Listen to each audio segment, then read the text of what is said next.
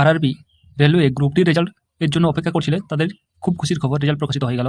এবং কত cut off গেছে, জোন ওয়াইজ কাট অফ কত গেছে এবং কিভাবে চেক করবে সম্পূর্ণ দেখিয়ে দিচ্ছি এই ভিডিওতে। এবং ডেসক্রিপশনে তোমাদের লিঙ্ক দিয়ে রাখবো, সেখান থেকে তোমরা সরাসরি স্কোর কার্ড চেক করে নিতে পারবে। তোমরা দেখতেই পাচ্ছ 32,438টি শূন্যপদে যে নিয়োগটি হয়েছিল, পরীক্ষাটি হয়েছিল, এই তারিখের মধ্যে তোমাদের পরীক্ষাটি হয়েছিল, তার রেজাল্ট প্রকাশিত হয়েছে।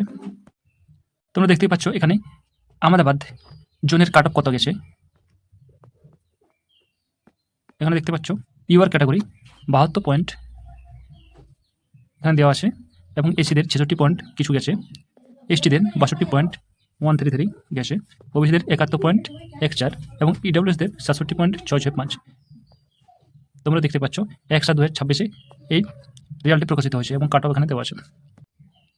প্রয়াগরাজ এর কাট অফ কত গেছে, ইউআর 78.12573, এসসিদের 72.40928, এসটিদের গেছে 66.6584 এবং ওবিসিদের গেছে 77.31772, ইডব্লিউএসদের গেছে 74.1483।